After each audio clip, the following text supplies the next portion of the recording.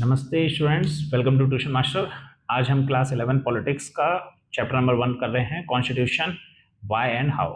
Constitution मतलब संविधान। संविधान होता है जो एक रूल बुक है, एक बेसिक सेट ऑफ रूल है जिससे कंट्री हमारी गवर्न होती है।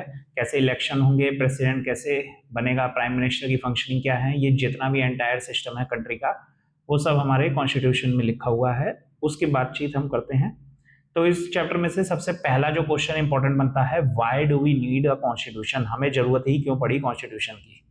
अब ये तो बहुत बेसिक रूल है कि अगर कॉन्स्टिट्यूशन नहीं होगा, अगर रूल ही नहीं होंगे तो मनमर्जी करेंगे इंसान, मनमर्जी करेगा। इसीलिए why do we need a constitution को जब स्कूल एग्जामिनेशन में आएगा तो पहला जो पॉइंट आपको लिखना है वो पेज नंबर 3 पे लिखना है। ये देखिए मार्क है मेरी बुक में। फर्स्ट फंक्शन कॉन्स्टिट्यूशन का है, ये बेसिक रूल्स है जो मिनिमम कोऑर्डिनेशन करता है सोसाइटी के बीच में। सोसाइटी, जैसे इंडिया एक बहुत डाइवर्स कंट्री है, बहुत तरह के लोग रहते हैं, कई धर्म के हैं, कई रिलीजियस के हैं। तो उस टाइप में उन लोगों के बीच में कैसे तालमेल बैठेगा, कैसे समावेश होगा, उसकी बातचीत बताएगा हमें कॉन्स्टिट्यूशन। दूसरा जो मेन फंक्शन है कॉन्स्टिट्यूशन का, वो पेज नंबर 4 से चालू होता है। हमें पता है कि भारत के अंदर जितने भी रूल पॉलिसी है वो पार्लियामेंट बनाती है, मगर पार्लियामेंट को भी अथॉरिटी कौन देता है, उसके लिए पेज नंबर 5 है। पेज नंबर 5 में लिखा हुआ है, सेकंड फंक्शन कॉन्स्टिट्यूशन का है कि वो स्पेसिफाई करेगा कौन पावर में आएगा और कौन डिसीजन लेगा और सरकार बनेगी कैसे। It decide how the government will be constitution. ये सेकंड फंक्शन है कॉन्स्टिट्यूशन का। थर्ड फंक्शन जो constitution, why do we need constitution, इसके लिए ये है अगले पेज पे। थर्ड फंक्शन है कॉन्स्टिट्यूशन का, ये सेट करेगा सम बेसिक लिमिट गवर्नमेंट पे जो इंपोज करी जाएगी ऑन इट्स सिटीजंस। ये जो लिमिट्स हैं ये फंडामेंटल इन नेचर हैं, गवर्नमेंट कभी भी इन्हें ट्रेसपास नहीं करेगी। यहाँ पे जो बात करी जा रही है ये फंडामेंटल राइट्स की बात करी जा रही है जो हमें कॉन्स्टिट्यूशन से मिले हुए हैं, वो मौलिक अधिकार। गवर्नमेंट कभी भी उन्हें ट्रेसपास मतलब उल्लंघन नहीं कर सकती, लांघ नहीं सकती है। उसके बारे में बातचीत हम करेंगे अगले चैप्टर में। चौथा जो इंपॉर्टेंट फंक्शंस हैं why do we need a constitution, वो फोर्थ फंक्शन यहाँ पे लिखा हुआ है। फंक्शन, फोर्थ फंक्शन कॉन्स्टिट्यूशन का है, ये इनेबल करेगा गवर्नमेंट को फुलफिल करने के लिए एस्पिरेशन ऑफ द सोसाइटी। मतलब जब भी हम सरकार बनाएंगे तो सरकार से जो हमारी उम्मीद है, जो अपेक्षाएं हैं, उसको फुलफिल करने के लिए सरकार की एक नैतिक जिम्मेदारी बनती है और वही कॉन्स्टिट्यूशन फोर्थ फंक्शन की तरीके से काम आएगा और वो क्रिएट करेगा एक जस्ट सोसाइटी, जस्टिस वाली सोसाइटी।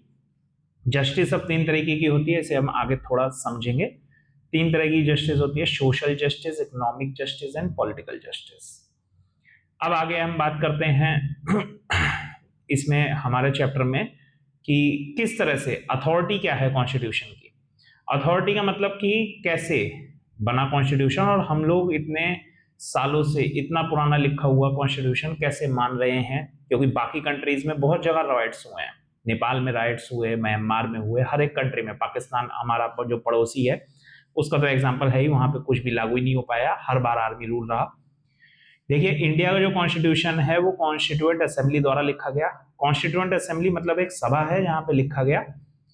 दिसंबर 1946 से लेकर 1949 तक ये कॉन्स्टिट्यूशन लिखा गया है और इसकी जो लेजिटिमेसी है, यहाँ पे जो ये वर्ड है लेजिटिमेसी, ये लेजिटिमेसी ड्रॉ होती है उन बंदों के द्वारा लिखा गया है जिनकी बहुत क्रेडिबिलिटी है। क्रेडिबिलिटी मतलब विश्वसनीयता, और वो कमांड कर सकते हैं, वो नेगोशिएट कर सकते हैं बहुत लोगों से, सोसाइटी से। इसलिए हमारा कॉन्स्टिट्यूशन कोई एक पर्सनल पावर के लिए नहीं है, ये एक फाइनल डॉक्यूमेंट है नेशनल कंसेंसस का उस टाइम के। यही बगल में एक डिबेट दे रखी है नेपाल में। नेपाल में कई बार, 5 बार कॉन्स्टिट्यूशन लिखा गया है। देखिए 48, 51, 59, 62, 90s, और वो कई बार फेल हुआ। कम्युनिस्ट पार्टी नेपाल में आई और लास्ट में फाइनली 2015 में नेपाल में नया कॉन्स्टिट्यूशन अडॉप्ट किया गया। मतलब इतनी बार लिखे जाने के बाद विफल होने का कारण यही है कि वहां के नेताओं की क्रेडिबिलिटी नहीं रही। यहाँ पे कॉन्स्टिट्यूएंट असेंबली में जो जो नेता गए उनकी बहुत विश्वसनीयता थी और वो एक मास लीडर थे, लोगों के नेता थे। अब हमारे कॉन्स्टिट्यूशन में एक इंपॉर्टेंट टॉपिक है balanced institutional design. Constitution often served not by the people but by a small group who wish to enhance their power. Well-crafted constitution fragment their power. मतलब कॉन्स्टिट्यूशन में कोई भी ग्रुप दूसरे group को नहीं दबा सकता और हमारे यहाँ पे फ्रेगमेंट्स करा गया है पावर का।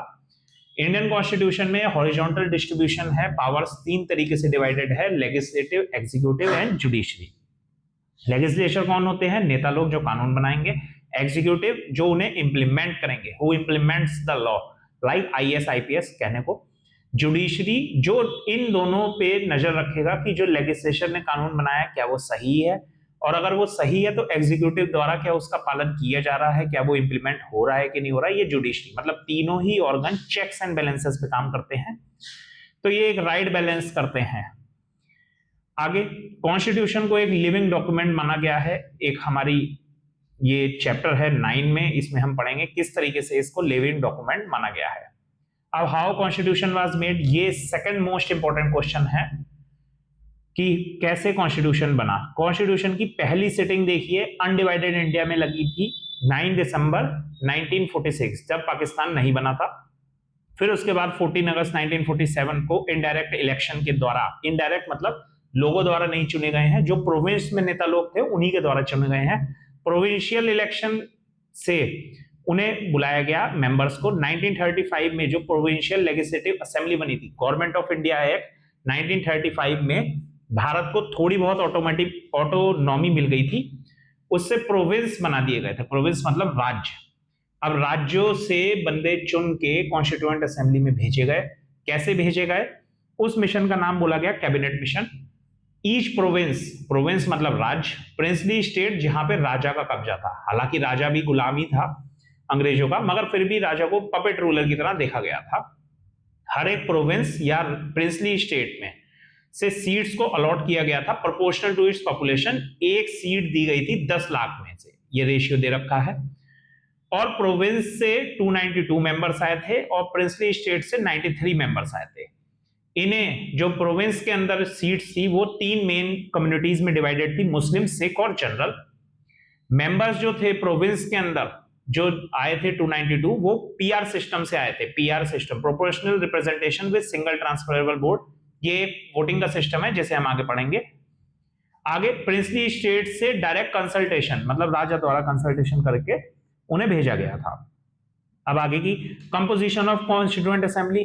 3 जून 1947 में हमें पता है पाकिस्तान नहीं बना था, तब तक कॉन्स्टिट्यूएंट असेंबली के मेंबर की संख्या अलग थी जैसे ऊपर बताया गया, मगर ये नंबर घट के कम रह गया, 299 रह गया। 26 नवंबर 1949 को अडॉप्ट कर लिया गया कॉन्स्टिट्यूशन।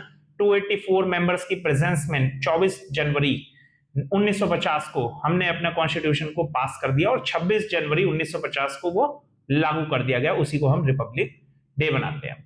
एक कॉन्स्टिट्यूशन में हमारे खास बात यह है कि एक नया कंसेप्ट आया सिटीजनशिप का, जहां पे माइनॉरिटीज को भी सिक्योर करा गया। क्योंकि माइनॉरिटी मतलब क्या होता है, धर्म से माइनॉरिटी होती है और लैंग्वेज से, 2 तरीके से माइनॉरिटी होती है। अगर आप किसी रूम में बैठे हैं वहां पे धर्म से बंदे कम हैं, अगर मान लो 10 बंदे हैं और 10 में से 6 हिंदू बोल रहा हूं, 4 मुस्लिम, तो मुस्लिम हो गया माइनॉरिटी में। या दूसरी होती है लैंग्वेज के तौर पे। इन दोनों की तरीकों से सिटीजनशिप नहीं दी जाएगी। सिटीजनशिप हमारे यहाँ पे भारत के अंदर रिलीजियस पर्सपेक्टिव से नहीं मिलती है जैसे कि पाकिस्तान में दी गई। प्रिंसिपल ऑफ डेलिब्रेशन, डेलिब्रेशन मतलब सूझबूझ के। हर एक मेंबर ने कॉन्स्टिट्यूएंट असेंबली में जो थे उन्होंने कॉन्स्टिट्यूशन बनाते समय नेशन के इंटरेस्ट को ध्यान में रखा, ना कि अपने। उनके अमंग डिसएग्रीमेंट थे, मतलब मतभेद थे, कुछ मतभेद देखे गए, मगर कभी भी मतभेद ऐसा नहीं हुआ कि देश से ऊपर माना गया। और हर एक आर्टिकल को, कॉन्स्टिट्यूशन के अंदर जितने आर्टिकल हैं उसको बहुत डिबेट और डिस्कशन के बाद पास किया गया। हाँ, एक ही प्रोविजन है कॉन्स्टिट्यूशन का जिसमें कोई भी डिबेट नहीं हुई, यूनिवर्सल एडल्ट सफरेज, मतलब हर 18 साल से ऊपर को वोट देने का अधिकार। हालांकि जब कॉन्स्टिट्यूशन पास हुआ था तब नहीं थी 18 साल उम्र, तब 21 साल थी। ये आप लोग कमेंट सेक्शन में बताइएगा, वरना हम आगे चल के आपको बताएंगे कि 18 साल एज कब करी गई भारत में। पहले जब ये कॉन्स्टिट्यूशन लागू हुआ है 1950 में, तब 21 साल उम्र थी वोट देने की। अब आगे की बात करते हैं। प्रोसीजर कौन कौन से हैं देखिए। कॉन्स्टिट्यूएंट असेंबली में 8 मेजर कम्युनिटी थी, कमेटीज बनाई गई थी और उसमें जवाहरलाल नेहरू, राजेंद्र प्रसाद, सरदार पटेल, बी.आर. अम्बेडकर ये सब चेयर कर रहे थे। ये बगल में एक पिक्चर आप देख सकते हैं। प्रेसिडेंट जो थे कॉन्स्टिट्यूएंट असेंबली के राजेंद्र प्रसाद थे और चेयरमैन ड्राफ्टिंग कमेटी के बी.आर. अम्बेडकर थे। अब आगे इसमें इन चैप्टर में बात करते हैं कि ये जो हमने कॉन्स्टिट्यूशन बनाया, पेज नंबर 19 से क्वेश्चन बन सकता है कि ये जो हमने कॉन्स्टिट्यूशन बनाया ये उस टाइम से लेकर अभी तक इतना परफेक्ट कैसे है। मतलब मोर और लेस, बहुत थोड़े मोरे हेयर एंड देयर, अगर मैं अल्ट्रेशन की बात करूं जो अमेंडमेंट्स हुए हैं, उसके अलावा भी जो प्रिंसिपल्स हैं हमारी जो कोर वैल्यू है, जो बेसिक आइडिया है, वो कॉन्स्टिट्यूशन का इतना स्ट्रॉन्ग कैसे आया। क्योंकि हमने बहुत फ्रीडम स्ट्रगल देखा, ब्रिटिशर से आजादी मांगते मांगते हमने बहुत फ्रीडम स्ट्रगल किया। उस स्ट्रगल से नेहरू जी ने एक ऑब्जेक्टिव रेजोल्यूशन तैयार किया था, जो मेरे द्वारा मार्क है। इसमें एम किया था कि जब भी कभी हम कॉन्स्टिट्यूशन बनाएंगे तो उसमें ये वैल्यूज रखेंगे। कौन सी वैल्यूज है, नीचे लिखी है, equality, liberty, democracy, sovereignty, cosmopolitan identity. ये जितने टॉपिक्स हैं, equality, liberty, democracy, sovereignty, Republic, fraternity, justice, ये सब हमारे प्रीएम्बल में भी है। प्रीएम्बल की अगर आपको वीडियो चाहिए तो वो आपको मिल जाएगी, हमारे चैनल पे है, प्रीएम्बल मैंने समझाया हुआ है। अब आगे की बात करते हैं। तो मतलब ओआरएस, ऑब्जेक्टिव रेजोल्यूशंस जो थे उस टाइम में, जो नेहरू जी ने डिसाइड किए थे, उसी की वजह से आज जो कॉन्स्टिट्यूशन है हमारा इतना स्ट्रॉन्ग एंड रिजिड है। इंस्टीट्यूशनल डिजाइन अब देखते हैं। जो बैलेंस्ड इंस्टीट्यूशनल डिजाइन है वो गवर्नमेंट ने करा किया, और इसमें ट्रेडिशन दी गई कि हाँ भाई, टेस्टमेंट है ये हमारे बैलेंस्ड डिजाइन की, कि कैसे हिस्ट्री से लेकर अभी तक हमारा कॉन्स्टिट्यूशन सरवाइव कर रहा है।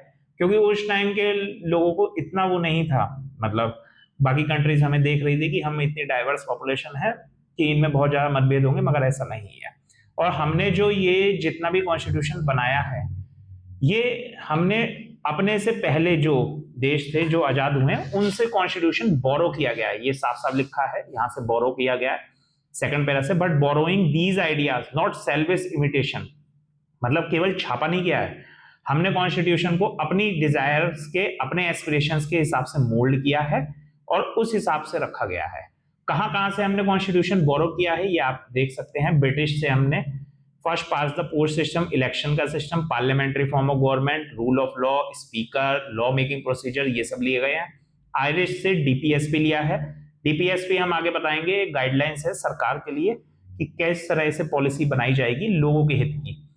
फ्रेंच कॉन्स्टिट्यूशन से हमने प्रिंसिपल, लिबर्टी, इक्वालिटी, फ्रेटर्निटी लिया है। अगेन ये प्रीएम्बल के टॉपिक है।